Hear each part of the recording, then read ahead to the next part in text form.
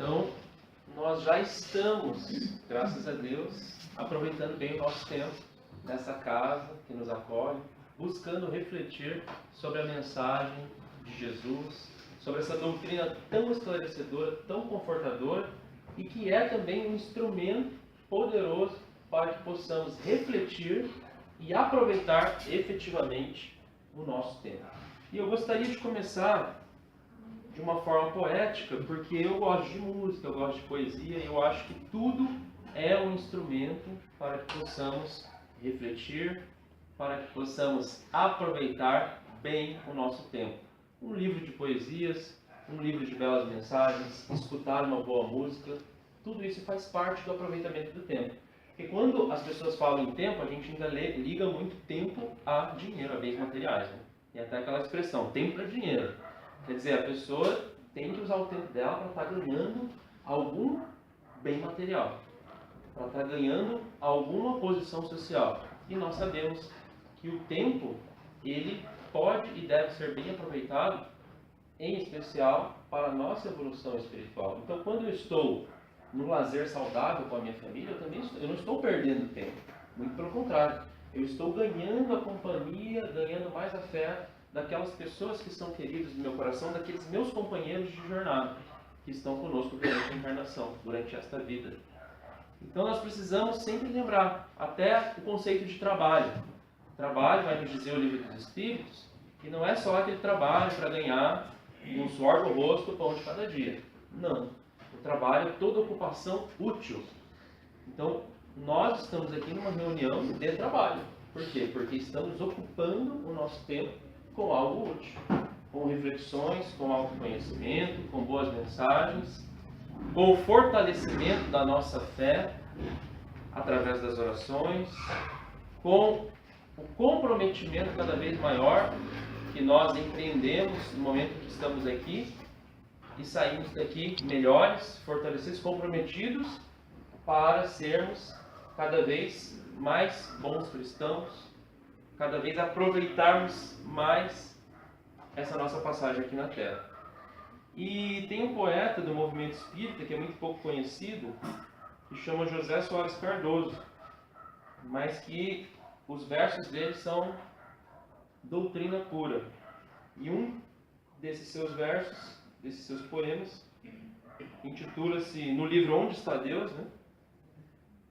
E um dos seus versos se chama exatamente Mensagem do Tempo. Qual a mensagem que o tempo tem para nós? E diz assim: quando um dia chega ao fim, logo outro dia começa. Que a força hercúlea do tempo nada há no mundo que impeça. Na sua marcha incessante, o tempo diz sempre: avante, para trás jamais andei. Mas o homem com o peito opresso diz na senda do progresso: nunca o tempo acompanhei. O tempo proclama altivo: o meu tempo emprego bem. E o homem diz pensativo: meu tempo perdi porém. Nunca no tempo pensei, pois jamais ao tempo dei nem tempo, nem atenção. E agora que o tempo passa, profunda dor me transpassa as fibras do coração. O tempo, porém, conforta o homem nessa ansiedade. Cada instante é nova porta que se abre à eternidade. Não lamentes o passado, hoje sempre superado pela força do presente. Edifica o teu futuro, andando em passo seguro, para o alto e para a frente. Então, meus amigos, como estamos com o nosso tempo, né? Estamos valorizando as horas que temos? Estamos empreendendo os nossos esforços para realmente viver o presente? Sabemos que temos erros do passado, mas a mensagem aqui é clara e poética, né?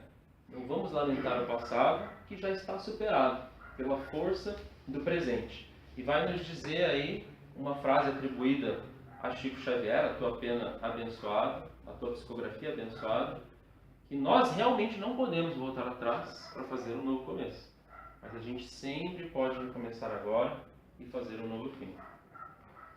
E nessa questão do tempo, hoje mesmo eu quase perdi tempo por conta de um contratempo, né? E aí eu gosto de aproveitar assim, o audiovisual, mas acabei me atrapalhando no projetor, mas não tem problema, porque eu vou trabalhar aqui com os slides que eu tinha preparado, vou contar as histórias e vocês vão fazer o uso do tempo na imaginação. Conforme a gente vai contando as histórias, vocês vão imaginando nos slides mentais que cada um de nós temos. Porque muitas vezes a gente lê um romance de Emmanuel, por exemplo, Chico Xavier, e ele vai descrevendo e nós vamos precisando imaginar. Por isso que é interessante a gente... Está acabando a bateria aqui falando isso. Por isso que é interessante a gente ler, e cada vez se está lendo mais, a doutrina espírita é a doutrina do livro. Por quê? Porque é a leitura que nos força esse exercício mental, né? E às vezes quando a gente está assistindo uma televisão, já está tudo pronto, tudo mastigado ali, fica muito fácil. Por isso que a gente tem que estar sempre incentivando a leitura, a boa leitura, com os nossos... Ah, tá aqui, né? Em cima tem um ali, outro aqui. Ah, aqui. Legal, perfeito. Com os nossos filhos, né? Com os nossos filhos e conosco mesmo. A gente tem que estar sempre buscando realmente ter esse tempo para boas leituras. Porque vai fazer bem a alma, vai fazer bem a mente. Nós vamos estar nos prevenindo até contra aí um Alzheimer, uma depressão, uma doença degenerativa, né? Então é muito importante que a gente trabalhe ativamente o nosso cérebro e a nossa alma, né? E vamos contar uma historinha aqui sobre a valorização do tempo, como melhor a gente pode aproveitar esse tempo, porque às vezes o tempo parece que escorre por entre os dedos, né? Como diz aqui, a gente está sempre correndo atrás do tempo, a gente acha que nunca tem tempo para nada, a gente sempre se atrapalha. E aí tem uma história que é muito contada até em seminários, para empresários, para profissionais, para acadêmicos, que é a história, pessoal, da jarra, do encher a jarra. Muitos já devem conhecer essa história. Durante um seminário, o instrutor pegou uma jarra, né, como essa, só que com a embocadura maior, e aí ele disse o seguinte: quantas pedras, as pedras eram mais ou menos do tamanho de umas bolas de ping-pong, assim, cabem nessa jarra. E aí as pessoas foram dando seus palpites e ele foi colocando, né, as pedras na jarra. Aí até que chegou as pedras bem rente assim, à abertura da jarra, e ele disse: e aí, pessoal, essa jarra já está cheia? Cabe mais alguma pedra? Aí todo mundo falou: não, já está cheia sim, não cabe mais. E ele falou: não, mas ela não está totalmente cheia, porque as pedras não cabem mais, mas cabem ainda pedras menores. Ele pegou um monte de pedrinha menor e foi colocando na jarra, até que a jarra se encheu das pedrinhas menores, e ele sorriu e voltou a perguntar: e agora, a jarra está cheia? Aí o pessoal já estava meio desconfiado e respondeu: acho que não, deve caber mais alguma coisa aí. Aí ele falou: muito bem. Aí o que ele pegou? A areia. Aí ele pegou a areia e foi jogando, a areia foi ocupando os espaços entre as pedras maiores e menores até encher a jarra de novo. E mais uma vez ele perguntou: e agora, a jarra está cheia? Pessoal, já tinha uma pedra um pouco maior, uma pedra menor e areia. O que vocês acham? Enche a jarra ou cabe mais alguma coisa? Água. Ainda cabe água, né? Aí ele disse: muito bem. Pegou uma vasilha de água e jogou. E a água foi escorrendo ali entre os espaços das pedras maiores, menores e areia. E aí ele disse assim: e aí, o que a gente pode concluir de tudo isso? Todo mundo ficou pensando, alguns deram os palpites.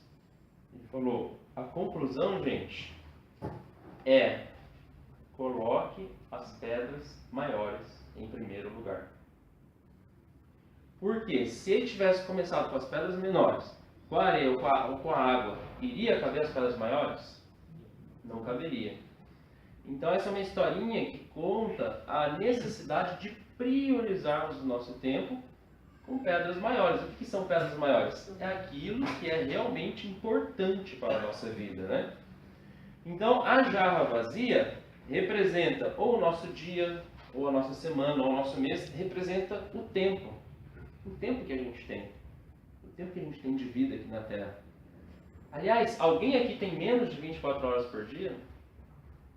Todos nós temos 24 horas por dia. Então isso é uma riqueza que Deus concede a todos por igual. Agora, o que a gente faz com esse recurso? aí é que vai ser o grande diferencial na nossa vida. Então todos nós temos nesse banco da vida 24 horas todo dia sendo depositados aí. Agora, o resultado desse investimento do tempo em nós, desse investimento da vida de Deus em nós, vai depender do quê? De como a gente trabalha. É a parábola dos talentos, né? Alguns usam do tempo, usam dos seus talentos para multiplicar os seus frutos, para multiplicar os seus talentos. Outros enterram ele na areia e deixam o tempo passar na poltrona do conformismo, da indiferença, do desânimo. Então, como nós estamos? Se você ocupar o seu tempo com tarefas sem importância, o que representa as tarefas sem importância? A areia e a água. Não sobrará tempo para as coisas realmente importantes, que são as pedras maiores e as pedras menores. Mas se você começar pelas tarefas importantes, você encontrará tempo das coisas menos importantes nos intervalos. Então, qual que é o foco da nossa vida? O que a gente investe mais no nosso tempo, não só em quantidade, mas também em intensidade? Quando eles trabalham aqui essa historinha de priorização do tempo, eles estão falando para profissionais. Então, de repente, é um profissional que está perdendo tempo com atividades menores, que tem que focar nos projetos maiores. Mas aqui a gente está falando de espiritismo. Aqui a gente está falando do espírito imortal diante da vida eterna.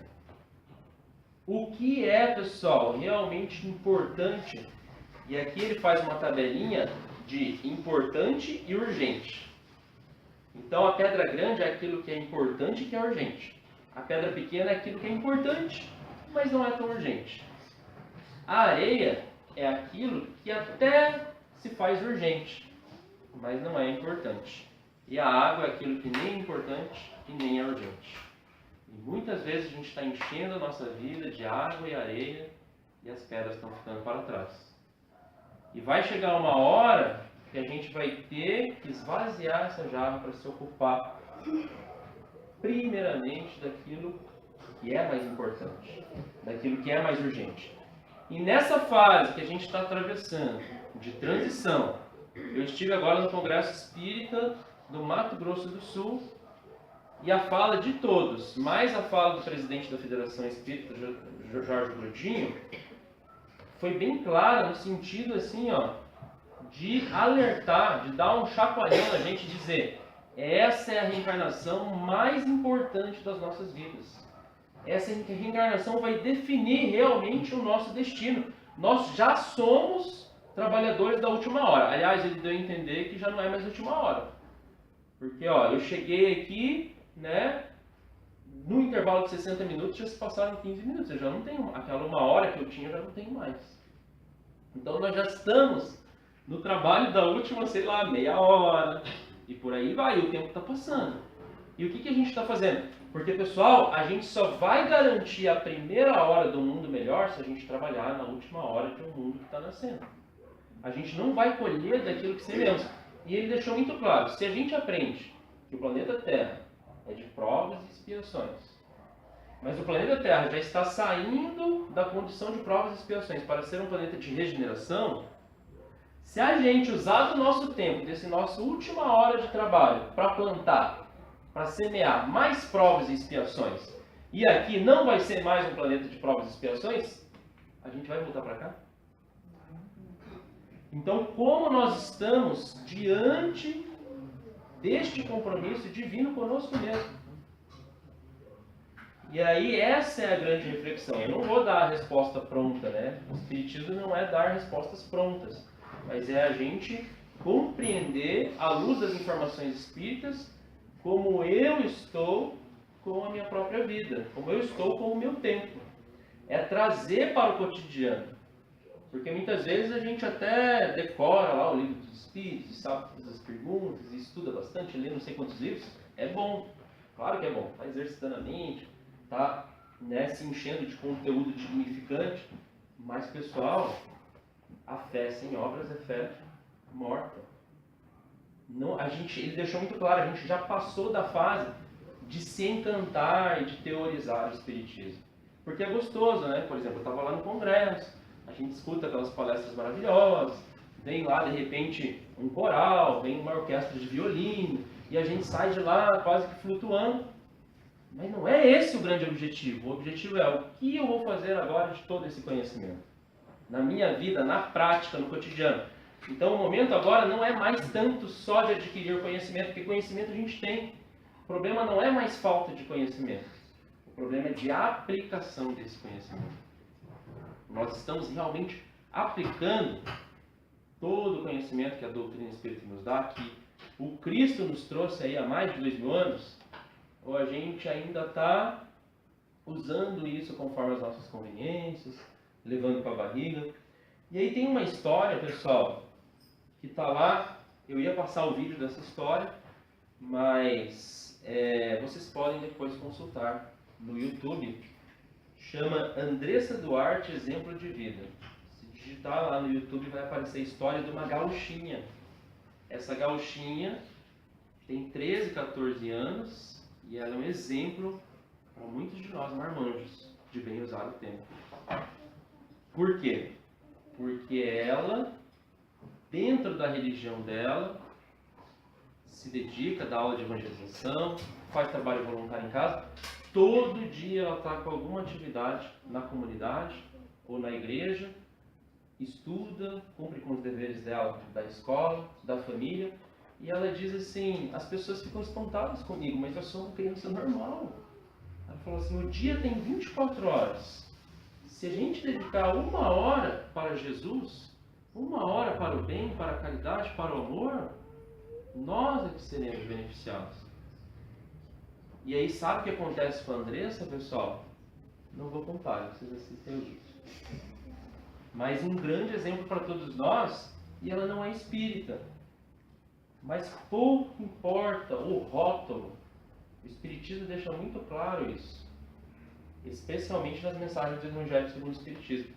Pouco importa, não vai nos ser perguntado se a gente foi espírita, ou se a gente foi católico, ou se a gente foi budista. Não vai, pessoal. Não vai nos ser perguntado isso. O que vai estar revelado, escancarado, são as nossas obras. As nossas obras vão falar por nós mesmos. É o que a gente fez do Espiritismo. Porque o Espiritismo, ele é uma ferramenta, ele é um cabedal de conhecimento, de informações luminosas que a espiritualidade superior vem nos trazer. Mas se nós não estamos usando dessa luz para nos iluminarmos e acendermos a nossa própria luz, será a letra morta. Então, o que o Espiritismo tem transformado a minha vida para melhor? Uma vez foi perguntado ao Dalai Lama qual era a melhor religião. E ele respondeu. O repórter perguntou assim, achando que ele ia puxar a sardinha para alguma religião oriental dele. Mas ele respondeu, a melhor religião é aquela que te faz um ser humano melhor. E o Espiritismo tem esse potencial de nos fazer melhores. Mas se a gente desta maneira usar dele no bom aproveitamento do nosso tempo, tá? Então vai nos dizer Kardec, que ontem fez aniversário, né, de nascimento. O verdadeiro espírita não é aquele que crê nas comunicações, mas o que procura aproveitar os ensinamentos dos espíritos. De nada adianta crer se sua crença não o faz dar sequer um passo na senda do progresso e não o torna melhor para o seu próximo. Então a gente tem que buscar a utilidade no conhecimento espírita. Às vezes as pessoas ficam lendo um romance aqui e outro ali. Ah, como é que é nosso lar? Será que nosso lar tem isso? Ah, ouvi dizer lá que tem um ônibus que voa. Pessoal, quem é a reencarnação de quem? Ó, o fulano. Isso aí, o Espiritismo não é uma revista assim para nos dizer personalidades, como se fosse como que é o nome daquela revista? Caras, né? Não, isso aí é coisas que não vamos acrescentar em nada. Eu tenho que procurar saber por que eu estou aqui, o que eu estou fazendo da minha vida, como eu posso usar dessa ferramenta, desse instrumento que os espíritos superiores nos deram para sair daqui melhor do que quando eu cheguei. Para errar menos e para acertar mais. Então, se você aproveitar o tempo a fim de melhorar-se, o tempo aproveitará você também. para realizar maravilhas. Com certeza, né? É a lei de semeadura e de colheita. Tem uma mensagem, pessoal, a respeito do tempo, que nos diz o seguinte. Eu estava com ela aqui, com o meu celular aqui agora. Aqui, ó. Oi? Embaixo da mochila aqui, ó. Bem aqui. Ah, muito obrigado. E a gente aproveita bem o tempo quando estamos juntos, né? Porque aí um ajuda o outro. Olha o que diz aqui, pessoal. Olha quanto tempo faz essa mensagem. Isso aqui eu vi num seminário espírita do Newton Fernandes, se não me engano, ele já foi presidente aqui da Federação Espírita do Rio Grande do Sul. E ele começou apresentando um soneto de um frei. O frei chama Antônio das Chagas. E ele viveu em Portugal de 1631 a 1682. Olha quanto tempo faz. E esse soneto chama Conta e Tempo. Olha como é interessante. E como ainda é muito atual, né? Deus pede estrita conta do meu tempo. E eu vou do meu tempo dar-lhe conta. Para dar minha conta feita a tempo, o tempo foi me dado e não fiz conta. Mas como dar sem tempo tanta conta, eu que gastei sem conta tanto tempo? Não quis, sobrando tempo, fazer conta. Hoje quero dar conta, e não há tempo. Ó vós, que tendes tempo sem ter conta, não gastei vosso tempo em passatempo. Cuidai enquanto é tempo em vossa conta. Pois aquele que sem conta gasta tempo, quando o tempo chegar de prestar conta, chorarão como eu, o não ter tempo.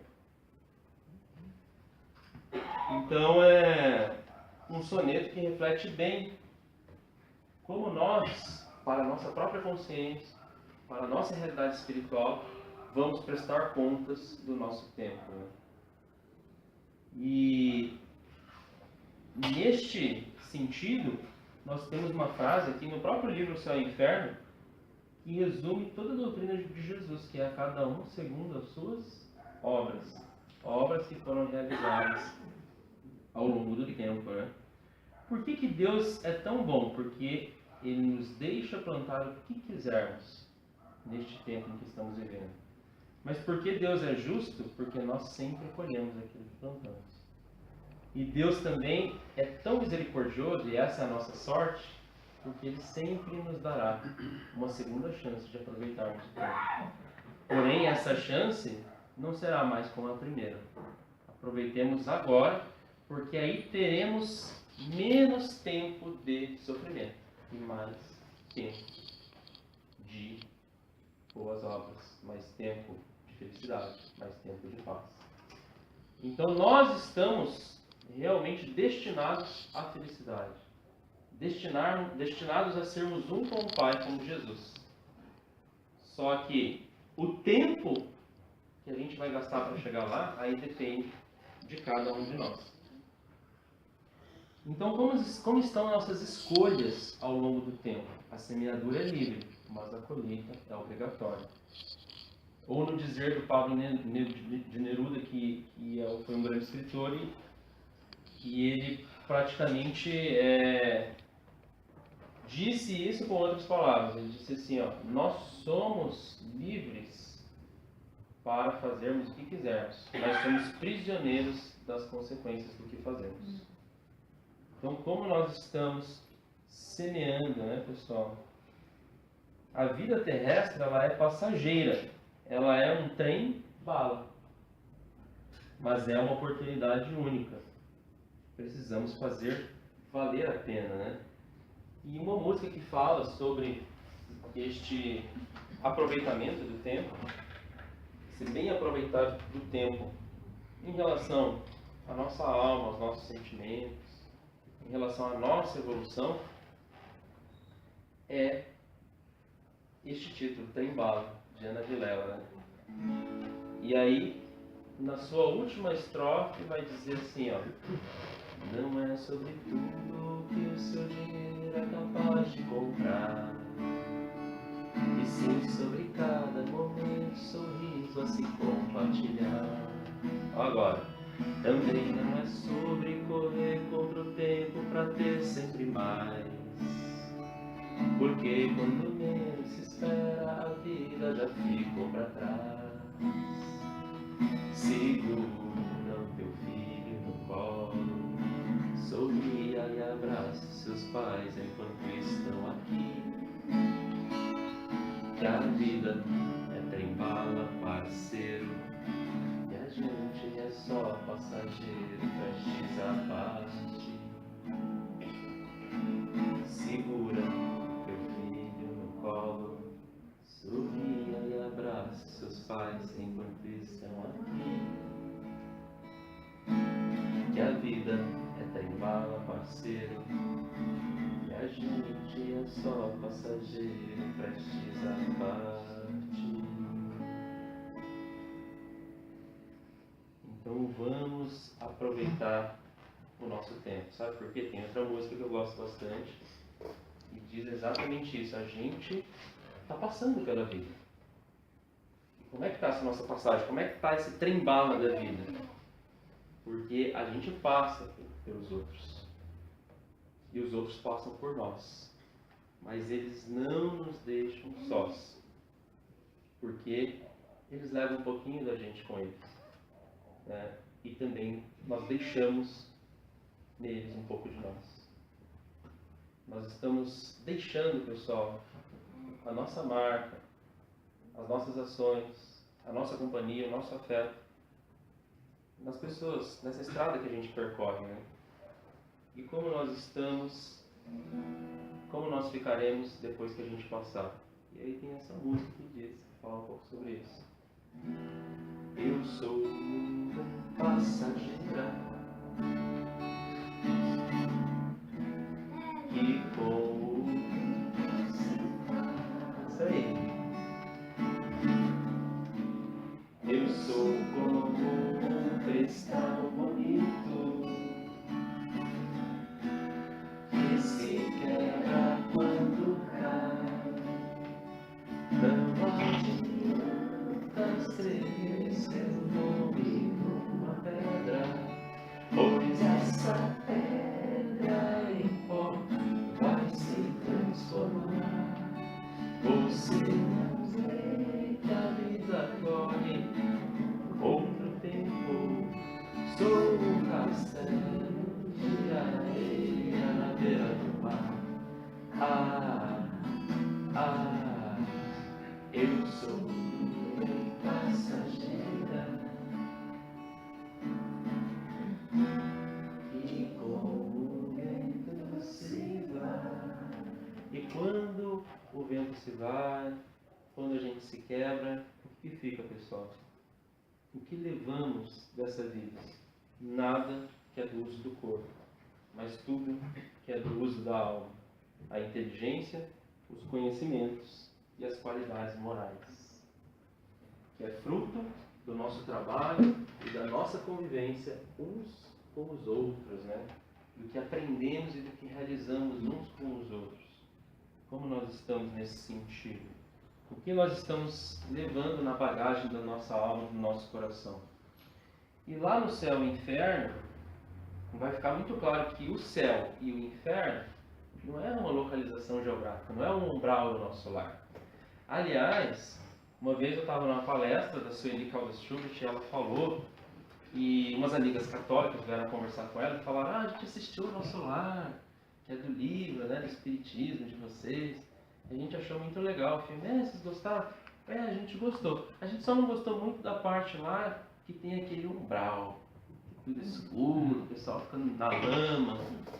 Aí ela diz assim: olha, mas o umbral espírita é melhor que o inferno católico, porque o inferno tem aquele fogaréu lá que fica queimando eternamente.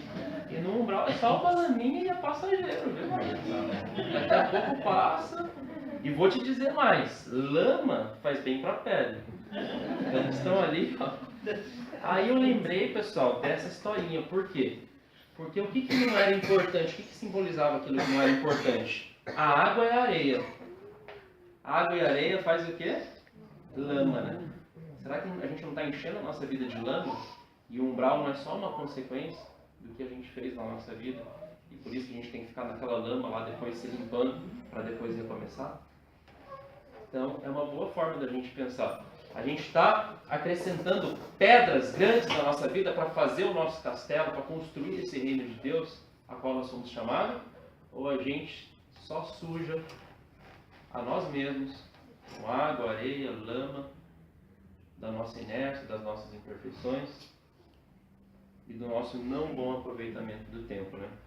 E no livro Céu e Inferno é muito interessante, porque as pessoas dizem assim: ninguém nunca veio de lá para contar como é. E o Espiritismo é só isso, né? É a gente vindo de lá o tempo todo para contar como é que é, para nos prevenir.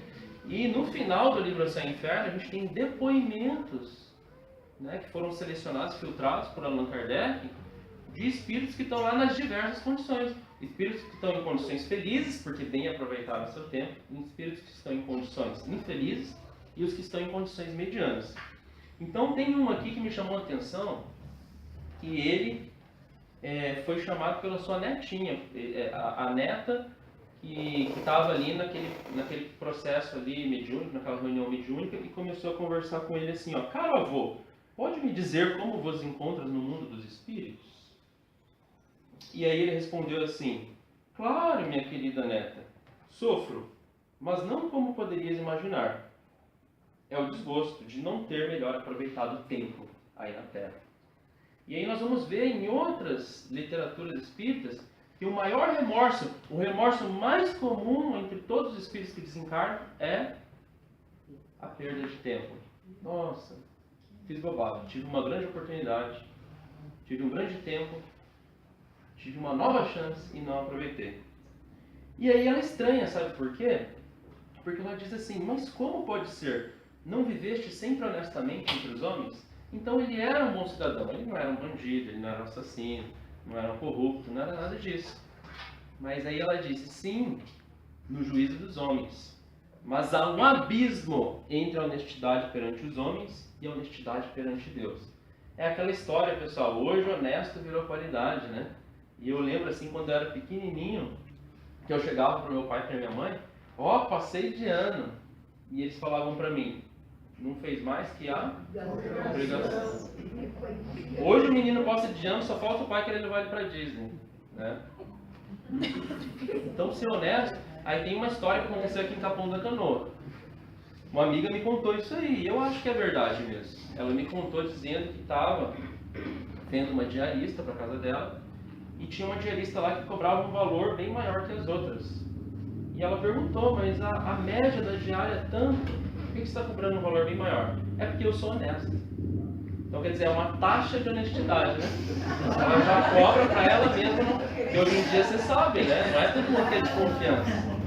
Então e aqui está dizendo, pessoal, isso é obrigação nossa. Não fazer o mal é obrigação nossa. A gente precisa avançar. Não é mais só não fazer o mal, é fazer o bem, né? Então, olha o que ele vai dizer aqui, Não basta, para ser honesto perante Deus, ter respeitado a lei dos homens. É preciso, antes de tudo, não haver também transgredido as leis de Deus. Honesto aos olhos de Deus, olha o que é o honesto aos olhos de Deus. Será aquele que, possuído de abnegação e amor, consagra a existência ao bem, ao progresso. Aquele que, animado de um zelo sem limites, for ativo na vida, ativo no cumprimento dos deveres materiais e espirituais, ensinando e exemplificando aos outros o amor e o trabalho. Ativo nas boas ações, sem esquecer a condição de servo, a qual o Senhor pedirá contas um dia do emprego do seu tempo. Ativo finalmente na prática do amor de Deus e do amor ao próximo. E aí ele vai arrematar dizendo assim, transmite, cara filha, repete tudo o que aí fica a quantos tiverem a consciência onerada, para que reparem suas faltas à força de boas obras. É para isso que a gente veio essencialmente. A gente está ganhando uma nova chance de reparar o nosso mau tempo usado no passado com boas obras do presente, a fim de que a misericórdia de Deus se estenda por sobre eles. Seus olhos paternais calcularão as provações, sua mão potente apagará as faltas, porque o bem que a gente faz hoje apaga o mal que a gente fez ontem. A gente sabe, foi o Cristo que disse: o amor cobre a multidão de pecados. Então, que céu e que inferno nós estamos, no tempo de agora, fazendo para nós mesmos, no futuro, né? Como que está a nossa rotina? Às vezes as pessoas reclamam muito da rotina. Então tem uma historinha, vou contar rapidinho, que a mulher sempre chegava em casa e reclamava porque ela chegava estressada, porque o marido não ajudava, porque as crianças se incomodavam. E ela falava, meu Deus, eu não aguento mais, eu só tenho paz quando eu durmo. Às vezes minha vontade era de dormir e não acordar mais. E aí ela adormece com esses pensamentos passando pela cabeça dela. E aí, de repente, aparece o que ela achou que fosse um anjo. E aí, esse enviado de Deus diz assim para ela, olá, minha filha. Ela fala, mas por que eu estou aqui? Como eu posso estar te vendo? E ele olha para ela e diz, realmente, você não poderia estar me vendo se estivesse vivo. Então quer dizer que eu morri? Sim. Deus ouviu os seus pedidos e resolveu te atender. Agora você pode dormir para sempre. Mas como assim? Peraí. Né? Mas eu tinha toda uma vida. E o meu trabalho? Fica tranquilo que já acharam alguém que está fazendo trabalho e faz o trabalho e não reclama. E agradece porque estava desempregado. Mas peraí, mas eu tinha um marido e meus filhos. Não, fica tranquilo que ele também arrumou uma outra esposa. E ela está muito grata, sabe por quê? Porque ela não podia ter filhos. Então ela ganhou seus filhos. E agora cuida dos filhos, que é uma maravilha, cantando. Mas não, mas eu tinha tantos planos. Eu queria viajar. Eu queria passar mais tempo com a minha família. Eu nunca vou mais olhar para os olhos dos meus filhos. Eu nunca vou olhar mais para o rosto do meu esposo. Foi isso que você pediu. Durma para sempre. E ela, não, pelo amor de Deus, volta aqui. E ela acordou. Era um pesadelo. E ela acordou com o marido, preocupado com ela, atendendo ela. E ele perguntou, o que foi? E ela disse, eu tive um pesadelo, mas não foi um pesadelo. Foi uma segunda chance que Deus me deu, de valorizar mais a vida que eu tenho. Então, quando nós estamos reclamando, às vezes, do marido, da esposa, tem pessoas que estão sozinhas. Quando nós reclamamos da casa, que não era a casa que a gente queria, tem gente que está sem casa. Quando nós reclamamos dos filhos, tem pessoas que não podem ter filhos. O que nós estamos fazendo do tempo e das pessoas e do contexto que Deus nos deu? Porque se tem dificuldades é porque a gente precisa delas para crescer e para aproveitar esse tempo mesmo das dificuldades para fazer o nosso melhor. Então, tempo é sempre uma questão de prioridade. Sempre encontramos tempo para fazer o que julgamos importante. O que é importante para você? Essa é a pergunta que nós temos que sair daqui refletindo. Como anda o seu tempo? O que tem feito dele? Os compromissos materiais estão prejudicando o desenvolvimento dos valores espirituais? Você tem dedicado pelo menos parte do teu tempo para orações, estudos, trabalho no bem e bom convívio com os seus semelhantes?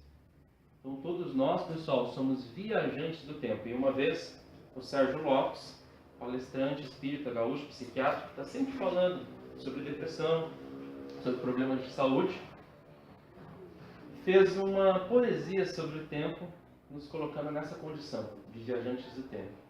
E diz mais ou menos assim, anda, avança, vai viajando do tempo. Já não são mais teus os passos caídos e os devaneios que se perderam nos breus.